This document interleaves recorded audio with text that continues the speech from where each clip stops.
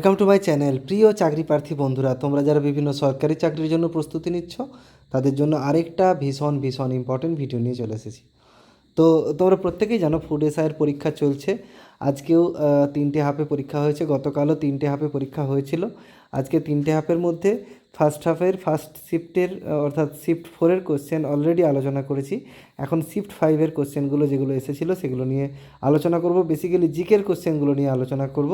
দেখো, এছাড়াও যদি অন্য কোনো কোশ্চেন থাকে তোমরা মনে পড়ে তোমাদের, সেগুলো তোমরা অবশ্যই কমেন্ট বক্সে কমেন্ট করো যাতে অন্যদের সুবিধা হয়। দেখে নাও কোন কোশ্চেনগুলোর কী উত্তর হবে।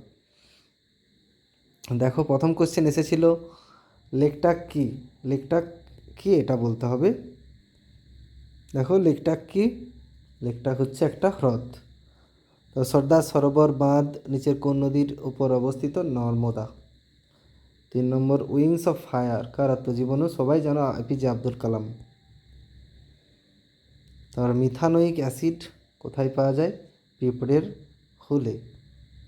তারপরে পাতিলেবুতে সাইট্রিক অ্যাসিড পাওয়া যায়। সিন্ধু সভ্যতার উল্লেখযোগ্য বন্দর ছিল লোথাল। তারপরে প্রশ্নগুলো দেখো, রিকেট রোগ হয় ভিটামিন ডি এর অভাবে। আয়োডিনের অভাবে কী রোগ হয়? গলগণ্ড। গান্ধার স্কুল অফ আর্ট কার সময় উন্নতি লাভ করে? কনিষ্ক।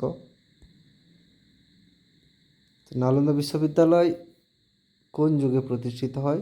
খ্রিস্টীয় 5ম শতাব্দীতে তৈরি হয়েছিল। তারপরে বিশ্ব পরিবেশ দিবস 5ই জুন, প্রত্যেকেরই জানা। বিক্রমাদিত্য কার উপাধি? দ্বিতীয় চন্দ্রগুপ্ত বিক্রমাদিত্যের উপাধি। অর্জুন পুরস্কার কোন ক্ষেত্রে দেওয়া হয়? ক্রীড়া ক্ষেত্রে, খেলাধুলার ক্ষেত্রে ভারতবর্ষে। তারপর দেখো, রাজা রামমোহন রায় কিন্তু একটা বই লিখেছিল, সেই বইটার নাম জিজ্ঞেস করেছিল বেদান্ত। ঝুম্পা লাহিড়ী কিসের সাথে জড়িত? লেখিকা। তারপর সেলিম আলী কে ছিলেন? ভারতীয় পক্ষীবিদ। বাবা 8 মে কোন আন্দোলনের সাথে জড়িত? নর্মদা বাঁচাও।